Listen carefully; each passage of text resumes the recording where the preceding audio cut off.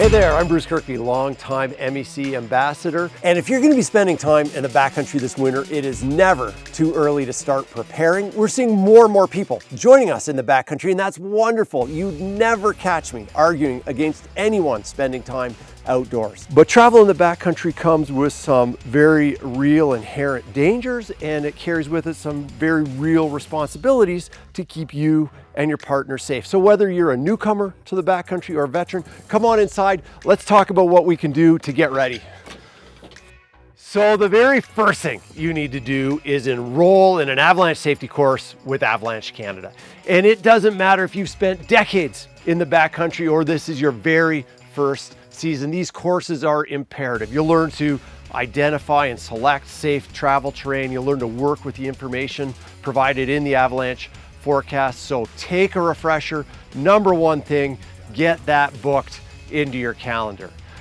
Then it's time to start thinking about gear. And the critical part of safety in the backcountry for everyone is to always carry shovel, probe, and beacon. One vitally important point I want to make about beacons is that everyone in your party has a modern digital 3-antenna beacon and not an older single antenna version. If you have one of these, I know they're expensive, it's time to retire it and get yourself a modern beacon.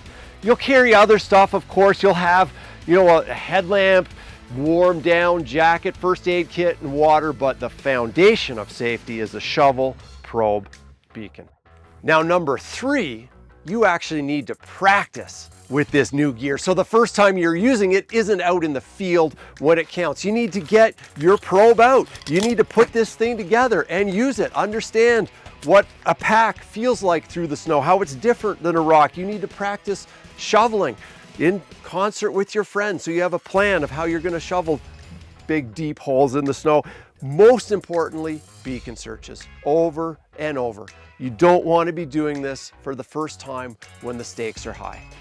And number 4 are human factors, and nothing plays as big a role in your safety in the backcountry as the group you choose to travel with. It's so easy to overlook, and you'll go over much of this in your Avalanche safety training course, but it's important to keep it in mind at all times because you want to travel with a group that has the same ideas and objectives as you do. Far more important to come home having had fun, become better friends, safe and alive, than it is to carve some gnarly turn or descend the steepest couloir.